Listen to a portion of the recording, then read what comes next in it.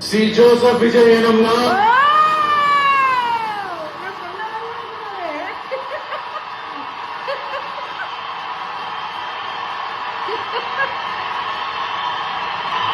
இந்திய அரசியல் அமைப்பின்பால்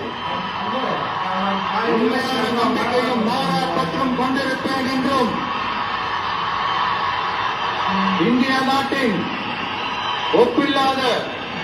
முழு முதல் ஆட்சியையும் ஒருமையையும் நிலை நிறுத்துவேன் என்றும் தமிழ்நாட்டு அரசின் முதலமைச்சராக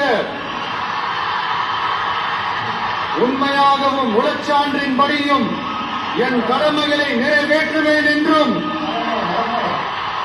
அரசியல் அமைப்பிற்கும் சட்டத்திற்கும் இணங்க அச்சமும் ஒருதலை சார்பும் இன்றி விருப்பு வெறுப்பை விலக்கி பலதரப்பட்ட மக்கள் அனைவருக்கும் நேர்மையானதை செய்வேன் என்றும் ஆண்டவன் மீது ஆணையிட்டு உறுதிமொழிகிறேன்.